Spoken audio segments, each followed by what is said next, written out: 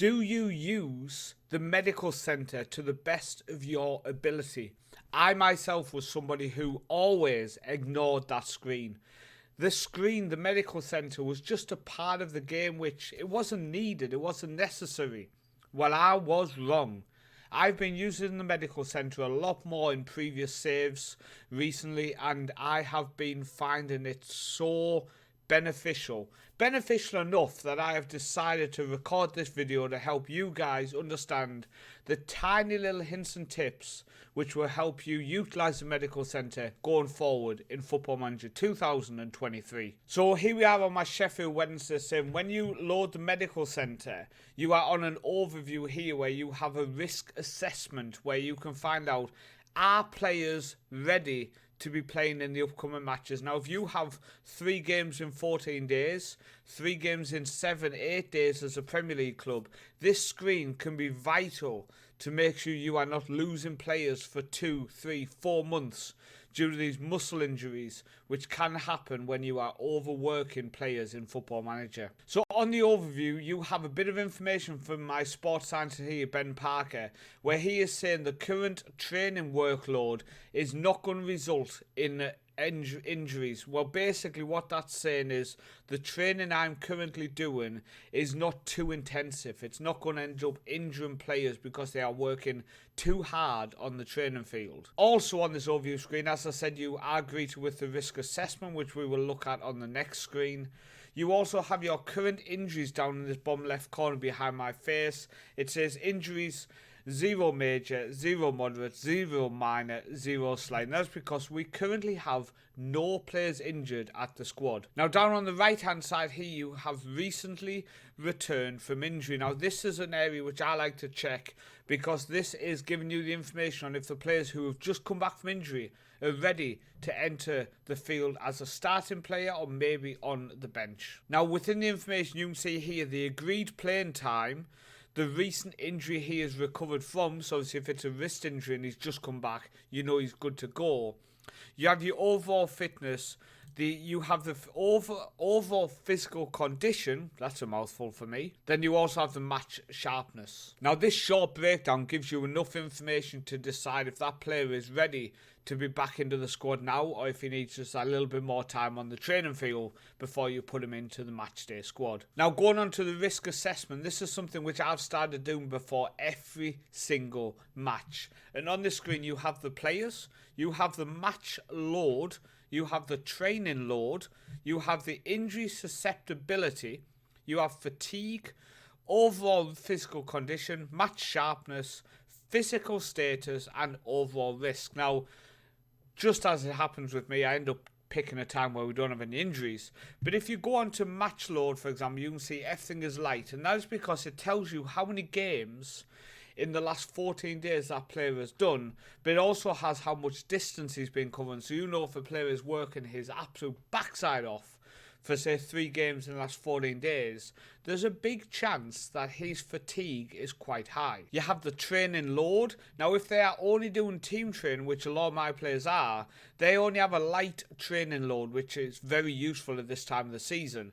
If they are doing individual training as well, you can see it goes up to a medium load there. Now, injury susceptibility is something you really do need to take into account, especially if players have been picking up a lot of injuries, which we will look at on another screen. But that injury susceptibility can be a big factor on players picking up injuries again and again and again, and especially if they are working a lot more on the training field on this medium or high, if they are doing individual training as well as the actual training you are doing for the team. Now, the final bit we'll look at is your overall risk, and that is giving you information on if this player should be playing, if he should be rested, etc. Now, you can see here 2 players here going into the next game here. Low injury risk, and that is for Lucas Pirand. He is a low injury risk. You can see here he's got medium training, but he is below average in injury susceptibility. Now, below him, due to low match sharpness, he has an increased injury risk. Now, if you go across, he also has very high injury susceptibility, and that's due to recurring calf strain. Now, them two put together, low match sharpness and the fact he has high injury susceptibility, that is a player you maybe want to be easing in to your squad, maybe some minutes off the bench, but throwing him in for a full 90 could result in an injury. Now, current injuries we're going to have to ignore because I don't have anyone. What we'll do is we might jump to another save so we can look at that. So we've jumped over to a save I'm doing in the Faroe Islands, video coming next week for this. And you can see on current injuries we have 2 players, and it gives you all the information you need. So Manuel Gatto is injured. He's an important player in the squad and he's pulled a groin. A little bit of a picture so you can see where the groin is. Currently in the rehabilitation phase of his recovery from a pulled groin suffered in training on the 15th of July. Expected to be out for between 2 and 4 weeks. You can see what the treatment was and when he is expected to return. So you can see we're on 23rd of July, expect to return on the 5th of the 8th. And then going down here, damaged cruciate ligament from an ex-player. He's also on the rehabilitation phase.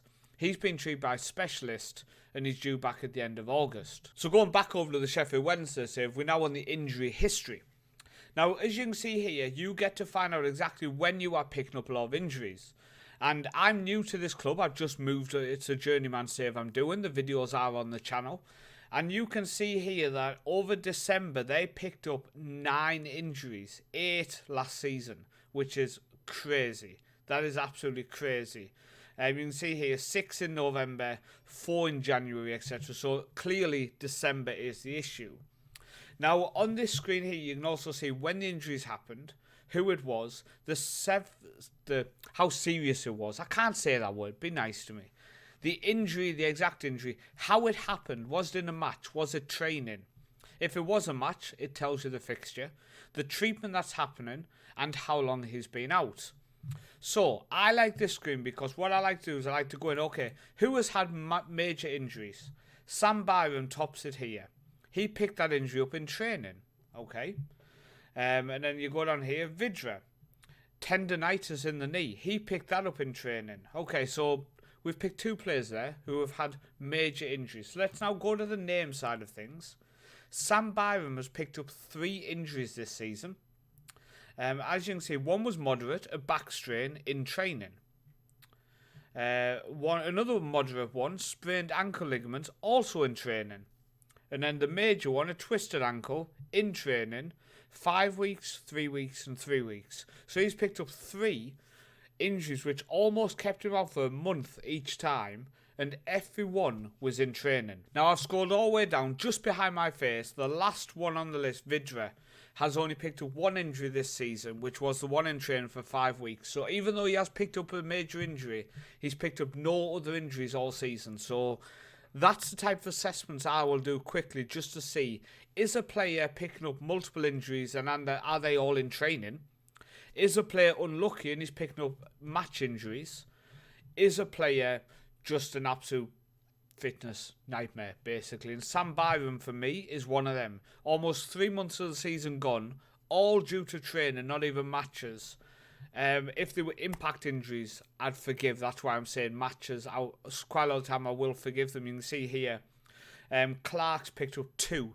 Both of them were in games, and both of them were bruised ankle and a bruised shin. Both of them out for 3 days. So he's missed 6 days of the season due to injuries picked up in matches. That's not the biggest deal. The final screen is the season summary, and this is again another screen which I absolutely love because you can see how long players have been out through the season. Percentage missed so far, and I love that option because you can see 30% of the season Liam Cullen has missed. And as a regular starter, we are paying £6,000 a week to. He has missed over a quarter of the season, 30%. You can see over a quarter of the season as well for Sam Byram. We're paying him £9,500 a week. His contract is up at the end of the season. And the fact he's missed over a quarter of the season due to these injuries, again tells me maybe his time at the club is up. I'm sorry. Getting my mouth all mixed up. I'm getting excited. I like the fact I'm using this screen more. And hopefully you guys can start using it as well. Now you will see on season summary, injury history and risk assessment, you have the option of filter. That option here will just give you the ability to bring in your under 21s as well and your under 18s. If you want to do, for example, a season summary assessment and check, okay, is anyone in my under 23s missing a lot of the season? And you can see straight away, no, which is very, very nice to see. So that's a video looking at the medical centre. Hopefully you understand why I think it's so crucial now and why I've been using it to make sure we're not getting a lot of injuries going forward in my saves. I mean, jumping back over to my AB save in Fair Islands, you can see we've done really, really well in how we've controlled it and how we've managed to not pick up many injuries through this season so far.